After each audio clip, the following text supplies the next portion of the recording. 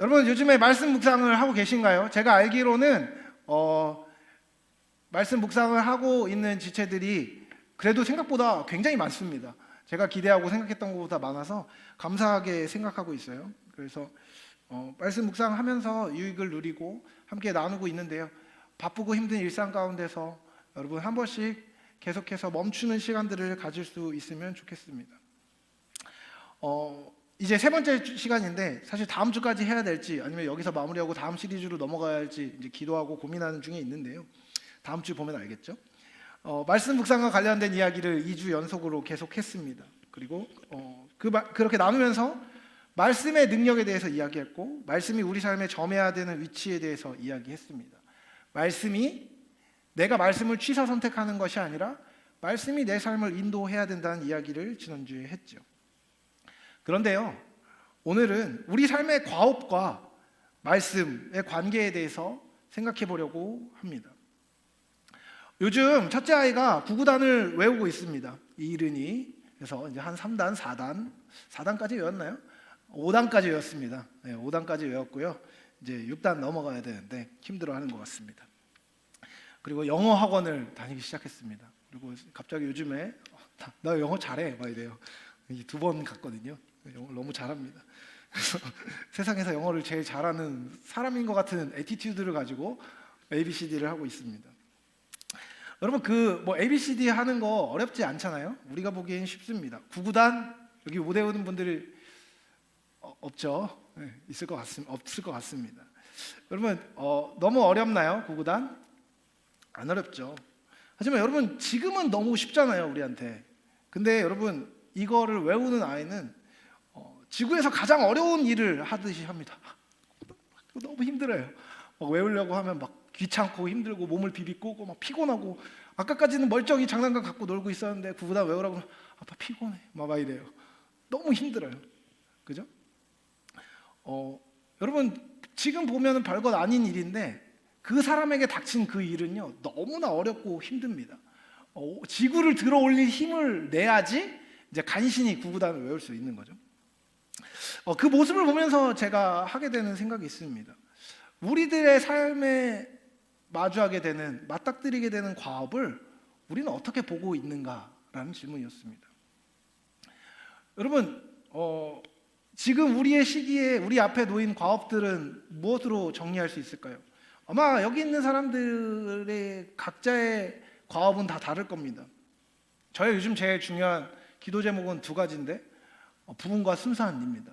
이 두 가지로 이 5글자로 제가 요즘에 기도 제목을 이제 정리하는데요. 제 앞에 하나님이 허락하신 과업들이 이 두 가지가 제일 중요하다고 생각합니다. 여러분은 어떻죠? 학생들에게 제일 중요한 건 뭐죠? 이제 막 개강한 그대들이요. 뭐가 중요합니까? 학업이 중요해요. 학업. 공부해야죠. 그죠? 축복합니다. 직장을 다니는 사람들은 직장에서 열심히 일하는 게 과업이 맞아요. 여러분 중요합니다. 그리고 구직을 하고 있는 사람들은 구직을 위한 자격을 갖추고 열심히 노력하고 기도하고 부인구직을 위한 노력을 열심히 하는 게 중요해요. 중요하지 않다고 얘기하면 안 됩니다. 그리고 여러분 연애 중요한 과업입니다. 결코 넘길 수 없는, 외면할 수 없는 해야 하는 과업 중에 하나가 맞아요.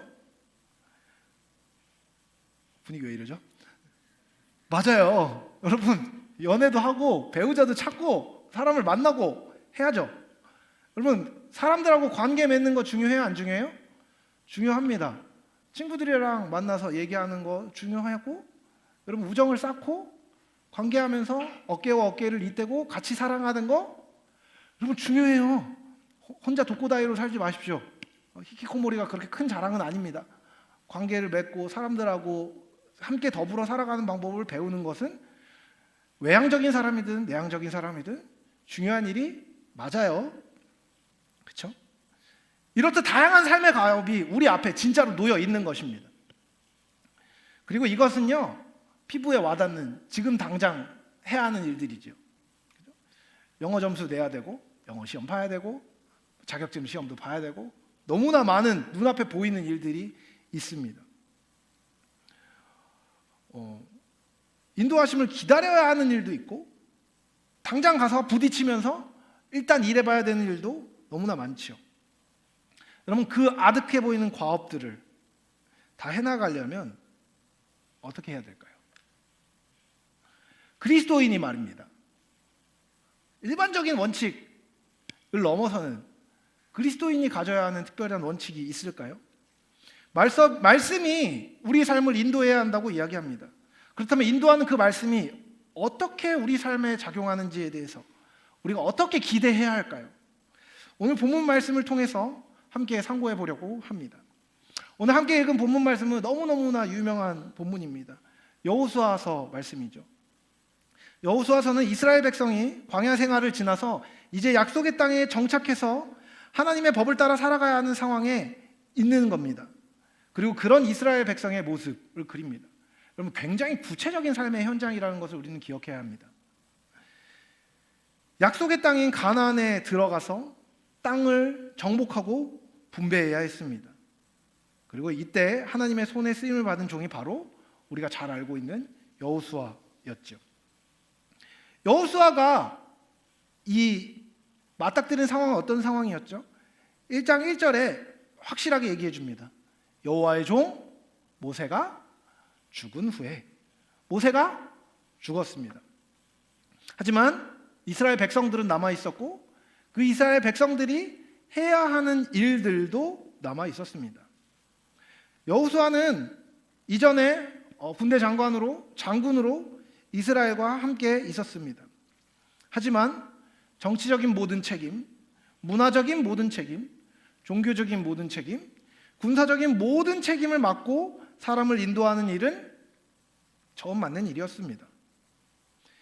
그 복잡한 일을 함께 맡아야 하는 초보 지도자에게 하나님이 나타나십니다. 그리고 그가 마주한 한 상황과 그가 해야 할 일에 대해서 설명하고 계신 것이죠. 특별히 하나님은 여호수아의 사명을 명확하게 말씀해주고 계십니다. 그리고 그 사명을 이루기 위해서 그가 순종해야 할 명령 그리고 의지해야 할 약속도 함께 일러어 주셨습니다. 감추는 거 없이 투명하고 정확하게 직무 설명서를 하나님이 제공해 주신 것이죠. 여러분, 백성을 다스리고 적을 물리치고 땅을 분배하고 백성들을 먹이는 일을 위해서 가장 실용적인 방법은 무엇입니까? 무엇이라고 성경이 이야기합니까?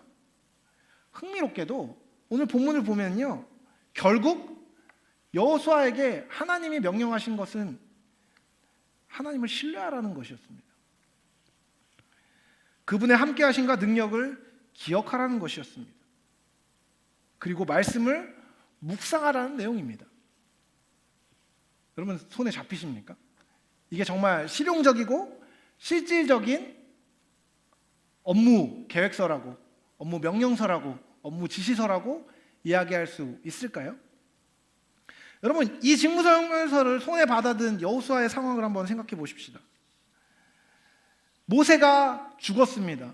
그리고 모세의 후계자가 된 거죠. 여러분, 모세는 어떤 사람입니까? 이스라엘 역사를 통틀어서 최고의 지도자를 꼽으면 모세가 단연 첫 손가락에 꼽힐 것입니다. 모세는 이스라엘의 300년 포로 생활을 청산하고 이스라엘 백성을 40년 동안 인도한 불세출의 지도력의 소유자였습니다. 더군다나 그는 하나님을 대면해서 본 신령한 사람이었고 십계명을 받아서 선포한 의로운 기준의 사람이기도 했습니다. 또 하나님께 순종해서 홍해를 가르고 바위에서 물을 내고 모든 기적을 이뤘던 능력의 지도자였지요. 그 지도자의 뒤를 이어야 하는 것입니다. 수종자, 종자였던 여호수아가 말입니다. 부담이 없을까요? 엄청 부담됐을 겁니다. 여러분, 사역자들이 저를 포함한 많은 사역자들이 가기 꺼려하는 곳이 있습니다. 어딘지 아세요? 전임자가 엄청 잘한 곳은 별로 안 가고 싶습니다. 왜요? 하나님은 비교하지 않으시는데 사람들이 비교하잖아요. 너무 부끄럽습니다. 앞에서도 엄청 잘했어. 그러면 가서 딱 진짜 딱 찾아봤는데 내 전임자가 설교를 너무 잘해요. 그러면은 제가 엄청 잘해도 본전, 혹은 손해입니다. 가기 싫어요. 별로 이렇게 비교당하고 싶지 않습니다. 당연한 거 아니겠습니까? 뭐 직장에서도 마찬가지 아닐까요? 내 전임자가 완전 날렸던 사람이라고 한번 생각해 보십시다. 그러면 이제 딱 들어갔어요. 그럼 어떤 느낌이 있을까요? 잘해도 본전, 못하면 꽝인 겁니다. 전임자가 모세였어요. 다 했어. 지팡이 누르니까 물 갈라지는 거 봤어. 근데 지금 요단강 앞에 있어요. 뭔가 부담되지 않겠습니까? 엄청 부담될 것 같은데요. 힘든 겁니다. 이런 상황이 있었어요. 더군다나 그가 인도해야 되는 사람들이 누구였죠? 수백만 명의 이스라엘 백성이었습니다. 여러분, 수백만 명을 인도하는 것은 쉬울까요? 안 쉬울까요? 어렵죠. 제가 청년부 약 100여 명, 200여 명의 제적인 여러분들을 인도하는 것도 너무 즐거운 일입니다. 하지만 쉬운 일은 아니죠. 그렇죠? 막 뒤에서 팔짱 끼고 있는 사람들 이제 보면 눈만 마주쳐도 다리가 후덜거리고 막 분통이 터집니다. 쉽지 않아요. 뭐 내가 말씀 묵상하세요. 열심히 책 만들어도 막 청년부실 바닥에 굴러다니고 있는 거 보면 속 터집니다. 그리고 막 갖고 가는 척하고 받았다가 지금 나중에 여기 정리하다 보면은 여기 이제 이거 놓고 가는 애들이 있거든요. 막 열받아요. 말 안 들어. 별거 아닌데. 그렇죠? 사람들 말 안 듣습니다. 근데 여러분 몇십 명만 돼도 힘든데, 몇 백 명만 돼도 힘든데, 몇 천 명만 돼도 힘든데, 몇만 명만 돼도 힘들 텐데 100만 명이 넘는 겁니다. 엄청 힘들겠죠. 더군다나 여러분 이스라엘 백성들이 광야를 돌 때는요 유목민이었습니다. 그런데 유랑민이었는데 이제 나라로 들어가서 나라의 기틀을 잡고 땅을 분배하고 제도와 법을 정해야 했습니다. 다른 말로 하면 제도와 법이 제대로 잡혀지지 않은 상황들에 있던 수많은 사람들을 인도해야 했죠. 이 사람들은 어떤 사람이냐? 여러분 이스라엘 백성들을 보면 어떤 패역함의 복합체라고 볼 수 있습니다. 하나님의 기적을 목도했죠. 여러분 어지간하면은 강이 건너지는 그 바다가 갈라지는 기적을 경험했으면 하나님이 살아계시다는 것을 부정할 수 없지 않겠습니까? 저라면 못할 것 같아요. 근데 여러분 건너가서 물 없자마자 바로 컴플레인, 그렇죠? 바로 컴플레인, 진상 고객인 거죠, 그렇죠? 밥 내놔라, 물 내놔라, 밥만 먹으니까 질린다, 고기 달라, 장난 아니죠, 그렇죠? 계속 요구합니다. 기적을 목도하고도 불평하고 모세한테도 반항했습니다. 패역하고 연약하고 변덕이 심한 사람들, 생각만 해도 한숨이 나오는 이 사람들을 바른 방향으로 인도해야 하는 겁니다. 끝까지 포기하지 않고 말이죠. 이 사람들을 데리고 또 여호수아가 해야 하는 일이 있었는데 그게 뭡니까? 일단 전쟁을 해야 되는 겁니다. 싸워야 돼요. 가나안 땅에 있는 사람들을 이제 흔히 그리는 말 중에 하나가 안악자손이라는 말입니다. 안악자손의 대표적인 인물 중에 하나가 누군지 아세요? 골리앗입니다.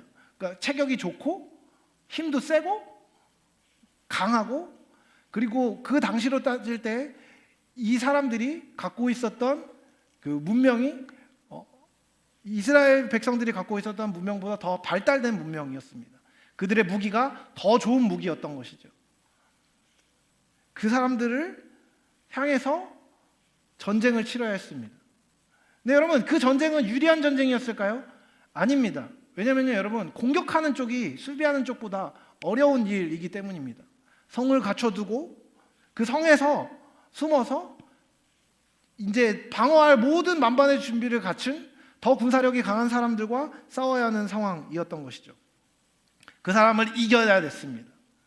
그리고 그렇게 얻은 땅을 불평 많은 그 사람들과 함께 분배해 나간 일을 해야 했습니다. 그리고 그들 사이에 있는 싸움을 중재하고 질서를 유지해야 했죠. 여러분 관계의 어려움이 공동체 안에 생기면 어떤 일이 일어납니까? 예를 들면 여기 있는 누군가와 저기 있는 누군가가 한번 싸웠다고 한번 생각해 보십시다. 아주 작은 일로 마음이 상해서 서로 내가 다시는 저 녀석 보면 내가 사람이 아니다, 내 눈에 흙이 들어가도 저 녀석을 절대로 용서하지 않겠다 라고 생각하고 있는 사람들이 같은 공간에서 예배를 드린다고 한번 생각해 볼까요? 너무 즐겁고 하나되며 기쁨과 화목과 사랑과 우정이 넘치는 현장이면 좋겠는데 안 그렇습니다. 설교자도 막 눈치 봐야 되는 거죠. 이거 저 사람 맘 상하면 어떡하지? 저 사람 맘 상하면 어떡하지? 이런 생각을 해야 되는 겁니다. 근데 그런 사람이 몇 명이라고요? 100만 명이 넘습니다. 답이 없죠. 그리고 여러분 간구하고 있는 게 있는데 광야에서 몇 년 돌았다고요? 40년 돌았습니다. 이때 여호수아의 나이는 이미 성경학자들의 추측으로는 93세였습니다. 너무 젊고 확실한 청년이지요? 아닙니다. 그러니까 여기 있는 나이가 제일 어린 사람의 나이에 곱하기 4를 해도 여호수아보다 어린 겁니다. 아까 한 지체가 20대 중반의 한 지체가 저에게 제가 나이가 들어서 이제는 운동을 하기 힘들다라는 이야기를 했었어요. 제가 크게 화를 냈습니다. 무슨 소리를 하는 거냐고, 그렇죠? 근데 여러분 98세 호호 할아버지가 이 일을 새롭게 신인으로 맡게 된 겁니다. 아 즐거워, 맞죠? 아닙니다. 너무 힘들죠. 늙고 쇠한 거죠. 진짜 늙고 쇠한 겁니다. 젊음이 다 쓰러져 갖고 있던 시기, 그리고 어지간하면 다 은퇴하고 이제 뒷방 늙은이로 있고 싶은 이 시기에 그는 이 일을 감당해야 했습니다. 여러분 이 모든 것을 다 더해 볼까요? 여호수아는 어떤 상황입니까? 자신의 능력으로 절대로 할 수 없는 과업을 삶의 현장에서 실질적으로 맞닥뜨린 상황이었습니다. 극한의 스트레스와 어려운 상황이었던 거죠. 그리고 그 눈앞에 놓인 과업은요, 어떻게 되겠지 라고 하고 던져놓고 그냥 되기를 기대하기에는 너무나 구체적이고 너무나 실질적이고 너무나 급한 일들이었습니다. 실제적인 손에 잡히는 급박한 어려운 난해한 과업이 있을 때 주님은 그에게 나타나셔서 말씀하신 것이죠. 오늘 함께 읽은 본문을 쭉 따라가 보면요, 주님은 이제 여호수아에게 움직이라고 명령하십니다. 그리고 그 움직임의 근거로 약속을 주시죠. 여호수아는요 모든 백성과 더불어 이제 일어나야 했습니다. 그리고 요단을 건너서 이스라엘 자손에게 주는 땅으로 가라는 명령이 주어집니다. 왜냐하면 그것이 이미 그들의 소유로 주어져 있기 때문입니다. 비록 여호수아는 늙었고 쇠하였지만, 이스라엘 백성은 강팍했지만 그들은 반드시 이길 것이라는 약속을 주님께서 주십니다. 왜 그렇습니까? 그들의 무기가 더 강해질 것이기 때문입니까? 그들이 군사적으로 잘 훈련되었기 때문입니까? 아닙니다. 하나님이 그들과 함께 하실 것이기 때문입니다. 하나님은 그들을 떠나거나 버리지 않으실 것이라고 약속하고 계십니다. 그리고 그 약속에 의지하여 여호수아는 강하고 담대하라는 명령을 듣게 됩니다. 그리고 땅을 차지할 것이라는 약속도 듣게 됩니다. 이 모든 가업을 이루기 위한 가장 근본적인 방법으로 무엇이 주어진다고요? 그들의 길이 형통할 방법이 무엇이라고요? 율법을 입에 두고 아침 저녁으로 그것을 묵상하고 그것을 지켜 행하는 것입니다. 그것이 그들의 길을 평탄하게 하고 형통하게 할 것입니다. 그것이 방법입니다. 좀 어처구니 없지 않으십니까? 여러분, 우리 지체들이 다니는 회사들이 엄청 다양합니다. 디자인을 하는 사람도 있고요, 은행에 다니는 사람도 있고, 상공회의소 다니는 사람도 있고, 이제 막 블로그에 홍보하는 일들을 시작한 사람도 있고, 공장에서 일하는 사람도 있고, 선생님도 있고, 개발자도 있습니다. 다양한 일들을 합니다. 치료하는 사람 일을 하기도 하고요, 사장님도 있습니다. 그렇죠? 다양한 일들을 해요. 그리고 그 사람들이 그 일을 하기 위해 필요한 직무는 뭐죠? 디자인하는 사람은 디자인하는 능력이 필요할 거고, 은행에서 일하는 사람은 은행의 업무들을 다 파악하고 알아야 할 겁니다. 선생님은 아이들을 가르치는 방법을 알아야 하겠지요. 근데 여러분, 그게 도대체 말씀하고 무슨 상관이 있습니까? 말씀을 묵상하면 왜 더 잘 가르치게 되는 겁니까? 말씀을 묵상하면 왜 은행에서 더 잘 일하게 되는 겁니까? 도대체 무슨 상관이 있습니까? 그렇게 하면 왜 그게 잘 됩니까? 그게 왜 형통해진다는 겁니까? 여러분, 사명은요 하나님 앞에서 사는 것입니다. 여러분, 우리의 사명은요, 하나님을 알므로 말미암아 기뻐하고 그 기쁨을 가지고 하나님을 알리는 것입니다. 근데 그 사명을 들고 나간 삶의 현장은요, 굉장히 치열한 현장입니다. 그리고 그것과 상관없이 돌아가고 있는 것 같은 느낌이 드는 현장입니다. 눈에 보이지 않는 하나님의 명령과 너무나 거리가 있어 보이는 실질적인 과업들이 우리 눈앞에 있습니다. 새로운 사업을 시작하는 것, 사업을 확장하는 것, 아까도 계속 얘기했던 것처럼 연애를 하는 것, 공부를 시작하는 것과 같이 하나님하고 상관없어 보이는 일들을 우리는 해나가야 합니다. 여러분, 그것을 시작할 때 그것이 어떻게 될지 우리가 결과를 다 알 수 있을까요? 알면 좋겠는데 모릅니다. 어떻게 해야 할지 방향도 사실 잘 알기가 쉽지 않습니다. 그리고 그것을 이루는 방법도 잘 알 수 없습니다. 그 방법을 찾을 때 우리가 주로 확인하는 것들은 무엇입니까? 이 일이 될지 안 될지 정보를 모아서 가능성을 모색해 봅니다. 그리고 나의 능력을 보지요. 그리고 나의 상황을 봅니다. 이 상황을 내가 끝까지 갈 수 있는 재정적인 능력이 있는지, 신체적인 능력이 있는지, 멘탈의 캐파가 있는지 등등 이것들을 계산해 봅니다. 이것은 중요한 일입니다. 하지 않아야 된다는 얘기가 아닙니다. 그런데 그거 아십니까, 여러분? 그 모든 것을 계산하고 생각하는 일들이 가장 먼저 해야 하는 일은 절대로 아닙니다. 그것이 손에 잡히는 당장 급한 일처럼 여겨져도요, 여러분 잠깐 멈춰 서 보십시오. 가장 중요하고 급한 것은 하나님이 나의 지금 하고 있는 이 일을 어떻게 보시냐입니다. 그리고 그것을 판단하기 위해서는요, 말씀이 나의 삶을 어떻게 규정하는지를 보아야 합니다.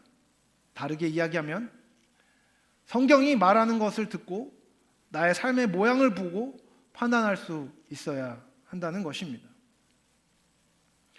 말씀을 듣기 위해 하나님 앞에 나아가면 우리는 그 말씀으로부터 하나님의 명령을 발견하게 됩니다.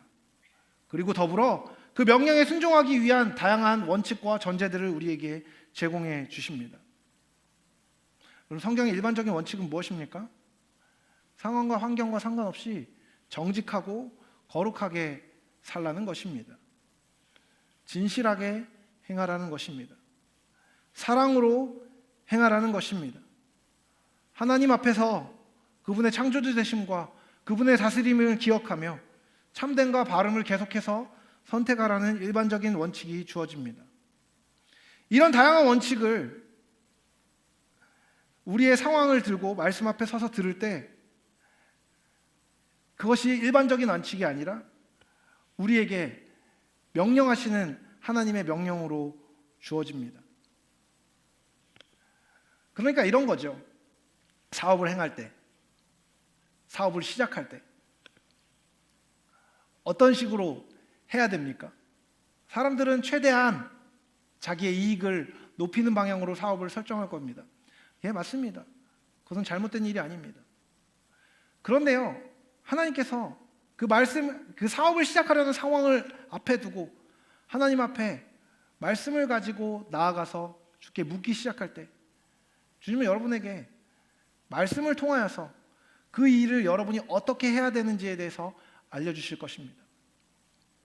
정직하게, 성실하게, 요행을 바라지 말고 참되게, 바르게, 끝까지 포기하지 않고 해야 하는 원칙에 대해서 말씀하실 것입니다. 유혹과 어려움 가운데 끝까지 옳음을 선택할 수 있는 이유를 주께서 말씀을 통해 주신다는 것입니다.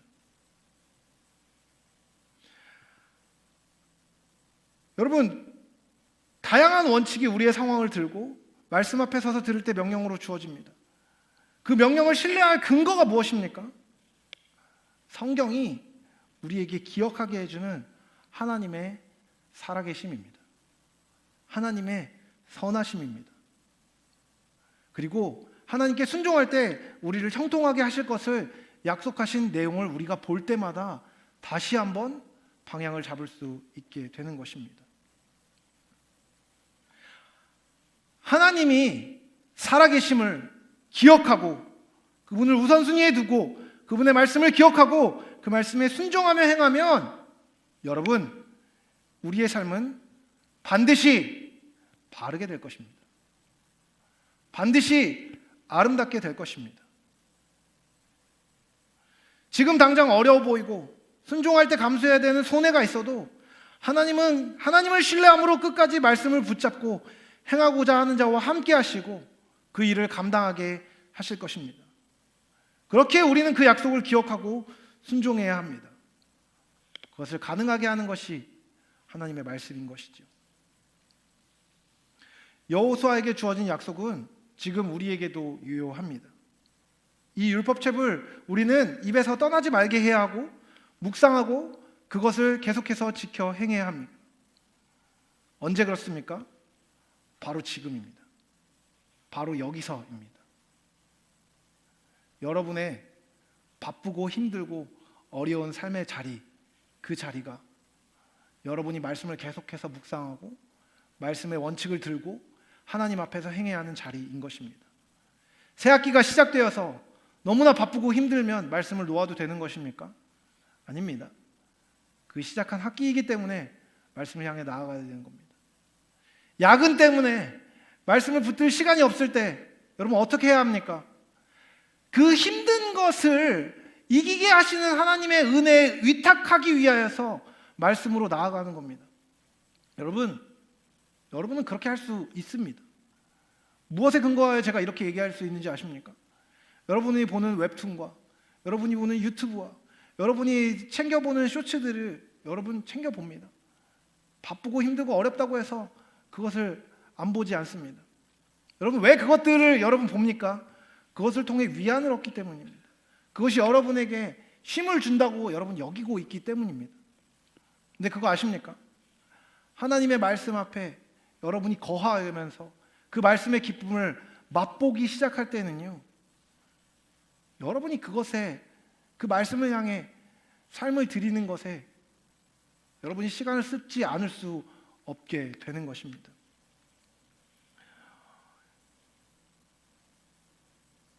제가 아이를 기르면서 삶이 바빠지고 힘들어지고 피곤해지는 걸 느꼈습니다. 정직하게 제가 이제 육아에 엄청 열심히 참여하는 편은 맞는 것 같습니다. 그런데요, 뭐 아내보다야 제가 덜 하지 않겠습니까? 여러분 그러면 육아를 하다 보면 되게 기분도 좋고 힘듭니다. 그러면 따로 떼내서 말씀을 읽을 시간이 정말 없어요. 기도할 시간이 정말 없습니다.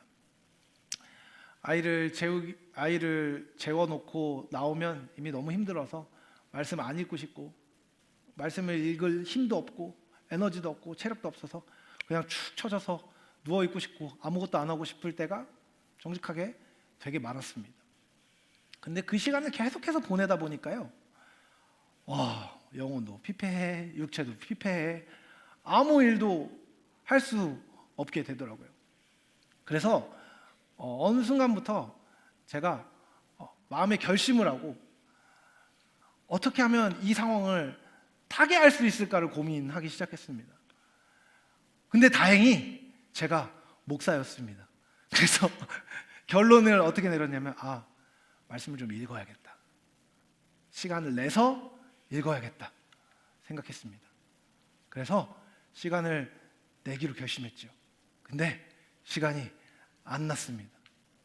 그래서 어떻게 했냐면 밤에 아이를 재우는 과정 안에서 아이가 밖에서 떠들건 말건 어떻게 하건 말건 이불을 뒤집어 쓰고 성경책을 읽기 시작했습니다.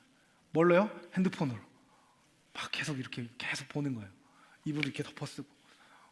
그러면은 속이 답답해지고 숨이 잘 안 쉬어지고 더워집니다. 힘들고 악조건이죠. 내가 이렇게까지 해야 되나?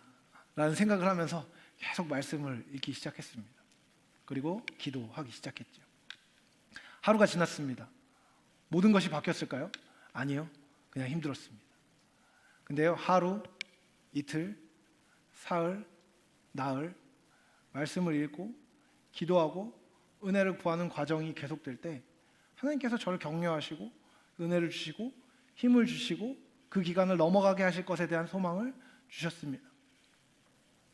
그리고 그렇게 계속해서 말씀을 읽으니까 오히려 지금 하고 있는 육아의 가치, 지금 하고 있는 가정생활의 가치, 지금 살아내고 있는 이 치열한 삶의 현장의 가치, 이 삶을 허락하시고 이 삶을 부딪히며 하나님과 동행하는 삶을 살 때 허락하시는 행복과 기쁨에 대한 것들을 하나님 계속해서 깨닫게 하셨습니다.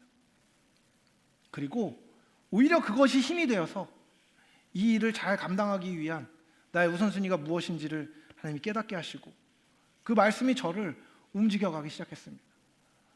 말씀을 읽고 운동을 하기 시작하고 말씀을 읽고 아내에게 하는 말을 조심하기 시작하고 말씀을 읽고 사역을 대하는 태도를 다르게 하기 시작하고 말씀을 읽고 여러분을 향해 하는 말과 행동, 여러분을 사랑해야 하는 이유, 여러분과 함께하는 방법을 계속해서 업데이트하기 시작했습니다. 계속해서 리뉴얼하기 시작했습니다. 말씀이 삶을 바꾸는 경험은 그것 외에도 너무나 많습니다.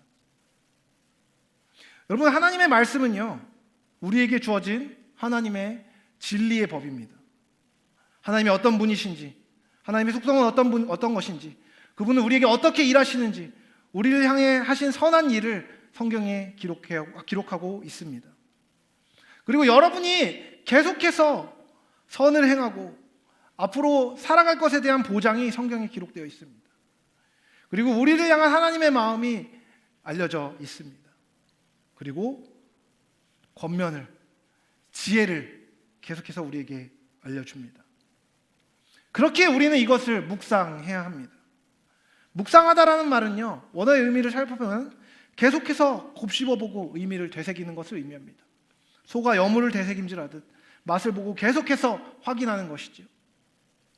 그 말씀은 우리의 마음에 인식을 만들어줍니다. 어떤 인식입니까? 하나님이 계시다는 것입니다.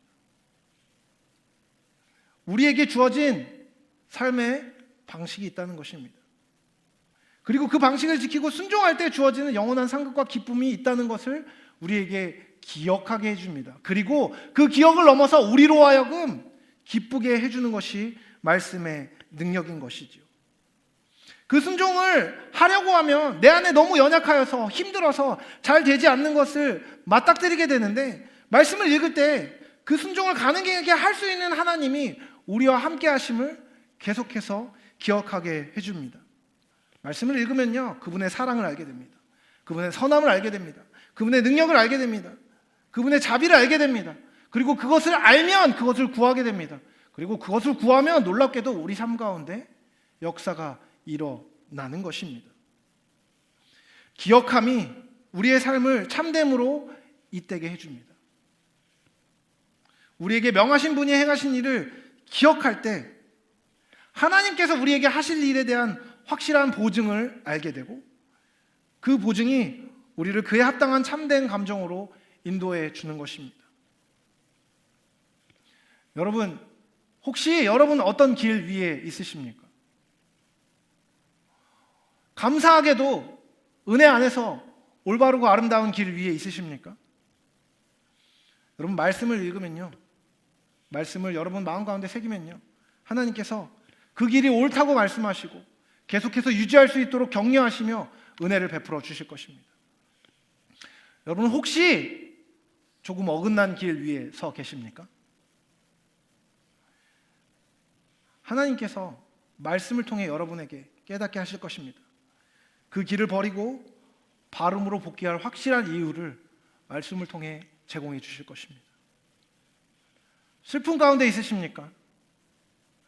말씀 가운데 하나님께서 여러분을 격려하심으로 기쁨으로 반전시킬 능력을 여러분에게 주실 것입니다. 흥분해서 너무 마음이 높아져서 교만한 상황에 있습니까? 말씀 가운데 머무를 때 여러분이 자중할 수 있는 좋은 이유를 주께서 알려주실 것입니다. 낙심 가운데 있으십니까? 절망 가운데 있으십니까? 주께서 여러분을 격려하실 것입니다. 말씀은 우리에게 하나님을 알려줄 것입니다. 그리고 여러분이 어떤 상황에 있든 말씀이 가르쳐주는 그 하나님이 여러분이 필요한 그 하나님인 것이지요. 오늘 말씀의 제목이 뭔지 기억하십니까? 다 지켜 행하라입니다. 말씀을 마무리하려고 합니다. 여러분, 이 말씀을 다 지켜 행할 때 하나님이 하시는 약속이 있습니다. 내 길이 평탄하게 될 것이며 내가 형통하리라 라고 말입니다. 여러분, 말씀을 읽으면 갑자기 상황이 변해서 여러분이 원하는 방식으로 되는 것이 형통입니까? 만약에 그것을 형통으로 여긴다면 여러분, 말씀을 읽어도 그와 같은 형통으로는 가지 않을 것입니다. 여러분, 성경이 정의하는 형통은요, 우리의 삶에 하나님이 계획하신 일이 이루어지는 것입니다.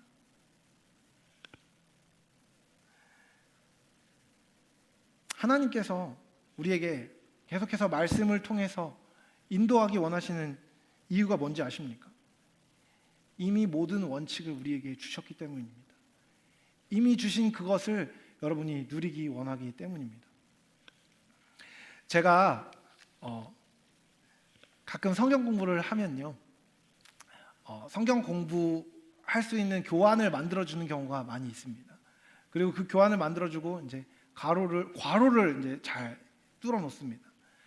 괄호를 뚫어 놓으면 사람들이 괄호에다가 뭘 채워 넣으면서 이렇게 자신 없게 저를 쳐다볼 때가 있어요. 이거 맞아요? 이런 식으로 말이죠. 근데 제가 항상 해주는 말이 있습니다. 문제 안에 답이 있다. 교환 안에 답이 있다. 답을 내가 다 넣어놨다. 너네 맞추라고 만든 거다. 제발 찾아봐라. 읽어만 보면 다 쓸 수 있다. 다른 말로 얘기하면 뭐죠?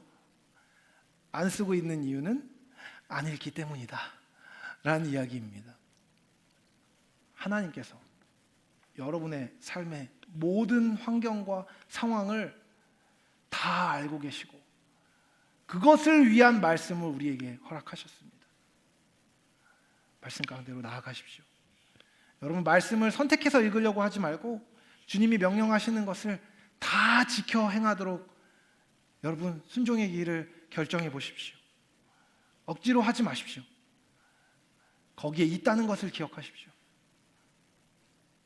그것을 기억하고 말씀 가운데로 나아가 그것을 지켜 행하기로 결정할 때 주께서 허락하시는 해답과 그 해답을 맞춤으로 말미암아 누릴 수 있는 기쁨이 허락될 것입니다. 그 기쁨을 누리는 저와 여러분이 될 수 있기를 사랑하는 주님의 이름으로 축복합니다.